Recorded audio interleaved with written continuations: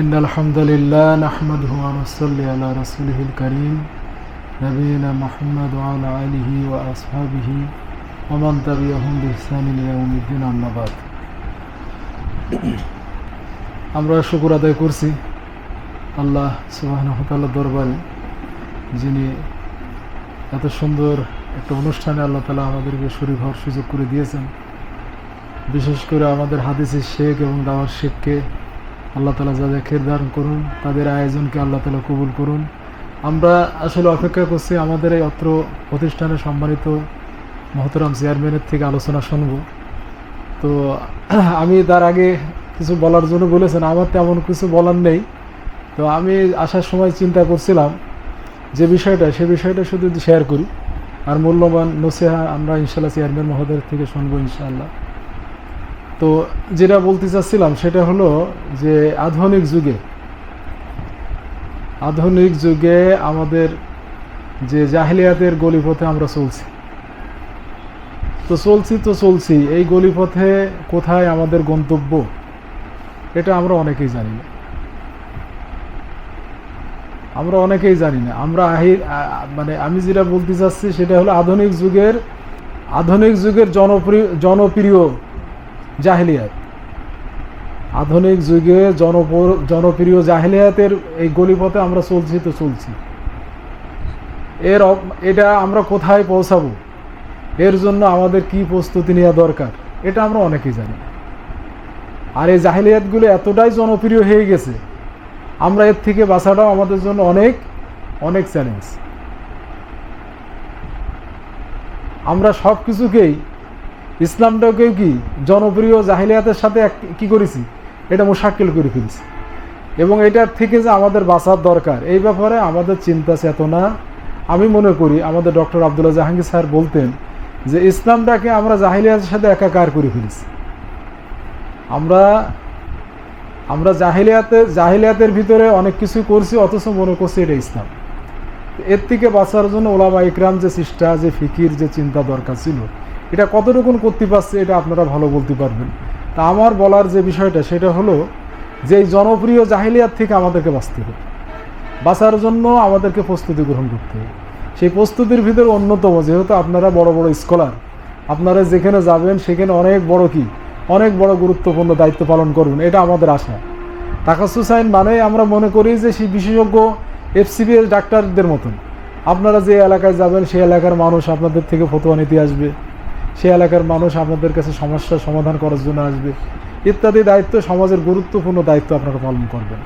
তো আমি এই জনপ্রিয় জাহিলিয়াত সম্পর্কে সতর্কমূলক দু একটা কথা বলে আমার কথা শেষ করতে চাই। এই জনপ্রিয় জাহিলিয়াত সম্পর্কে বিশ্বাস করেন, আমরা ডক্টর আব্দুল্লাহ জাহাঙ্গীর স্যার রাহিমাহুল্লাহর সাথে থেকে যেটা বুঝেছি, উনি যেসব চিন্তা ভাবনা করতেন, কোরআন বাইবেল পরিস্থিতি, এখানেও কিছু আলোচনা উনি করেছেন। এই জনপ্রিয় জাহিলিয়াত থেকে বাঁচার মতন সক্ষমতা আমাদের আলেম ওলামাদের অনেকের থাকলেও তারা সেইভাবে আগে আসছে বলে আমাদের স্যার রাহিমাহুল্লাহ এটা মনে করতো না। তার লেখনী থেকে আপনারা বুঝেছেন, তার লেখনী বেকলতা থেকে, তার লেখনের আগ্রহ থেকে আপনারা দেখতে পেরেছেন যে এমন কিছু বিষয় উনি লিখে গেছেন যেগুলো আসলে আমাদের সমাজে এখনও ওই জাতীয় চিন্তা কেউ করে না। এই জনপ্রিয় জাহিলিয়াত থেকে বাঁচার জন্য আমাদের যে কাজগুলো করার দরকার, সেই কাজগুলোর ভিতর উনি বারবার বলতেন যে ইসলামটাকে আমরা সেকুলারিজম করে ফেলেছি। সেকুলারিজমের মূল প্রতিপাদ্যটা কি? সেকুলারিজমের মূল প্রতিপাদ্য হলো যে সেকুলারিজম মানে হলো আপনার ধর্মনিরপেক্ষতার প্রতিপাদ্য হলো যে কি? ধর্মহীনতা মানে কি? যে ধর্মটাকে নির্দিষ্ট একটা গণ্ডির ভিতরে রাখতে হবে, এর বাইরে বের করা যাবে না। তা আমরা ধর্মটাকেও, আমাদের ইসলামটাকেও এমনভাবে আমরা প্র্যাকটিস করছি যেটা নির্দিষ্ট একটা গণ্ডির ভিতরে, যে কোনো একটা ঘরানার ভিতরে, যে কোনো একটা দলের ভিতরে। তো এই যে সেকুলারিজম আর এই যে আমাদের ধর্মচর্চার ভিতরেও আমরা সেকুলারিজমের একাকার করে ফেলেছি। সবচেয়ে বড় কথা হলো যে আমাদের শত্রু যারা, বিশেষ করে ইসলামের যারা শত্রু, সেকুলারিজম, ন্যাশনালিজম, আপনার ডেমোক্রেসি বলি, আপনার কমিউনিজম বলি, যাই বলুন এখন, কায়েমি স্বার্থ বলি, এই কায়েমি স্বার্থটা হলো আমাদের দেশে আমরা এমন করে ফেলেছি যেটা গোলায় ফেলেছি, সব কিছুর সাথে আমরা আপোষ করছি। কিন্তু ইসলাম কি সব জায়গায় আপোষ করা যায় বলুন তো? সব জায়গায় আপোষ করা যায়? আপনি দেখেন একটা মানুষ 5 ওয়াক্ত নামাজ পড়ছে, আমরা বলি ঠিক আছে চলবে, তার বাকি তার এডুকেশনের ভিতরে তার ইসলাম নেই, তার তিজারা সে যদি ব্যবসা করে তার ব্যবসার ভিতরে ইসলাম নেই, তার আদার্স জায়গায় ইসলামের কোনো চিন্তা চেতনা নেই, সে তো রাজনীতি করে রাজনীতির ভিতরে কোনো ইসলাম নেই, তার জীবনের বাকি জীবনগুলোর ভিতরে কখনো ইসলামের ছিটে ফুটা পাবেন না। কিন্তু আমরা বলি ঠিক আছে চলবে, অসুবিধা নেই। তার সাথে আমাদের সখ্যতা, তার সাথে আমাদের মোয়াবলাত, তার সাথে এমনকি বিয়ে শাদী, তার সাথে সব কিছু আমরা করছি। তো এটা কি আসলে ইসলামের সাথে যায় কিনা? ইসলামের সাথে যায়? ইসলামটাকে এইভাবে কি দ্বিখণ্ডিত করার কোনো অধিকার আমাদেরকে দিয়েছে নাকি? এই চিন্তা চেতনাগুলো মুসলমানদের ভিতরে কিভাবে আসলো? এই চিন্তা চেতনাগুলো মূলত সেকুলারিজম প্রতিষ্ঠিত করার কারণে, প্রতিষ্ঠিত হওয়ার কারণেই এই চিন্তা চেতনাগুলো আমাদের ভিতরে বাসা বেঁধেছে। সেকুলারিজমগুলো এমনভাবে আমাদের ভিতরে ঢুকানো হয়েছে যে ইসলামটাকে আমরা, ইসলামের স্বকীয়তা, ইসলামের মর্যাদা, ইসলামের যে বিশালতা, ইসলাম যে কমপ্লিট অফ লাইফ, এটা প্রমাণ, এটা আমাদেরকে ভুলাই দিয়েছে।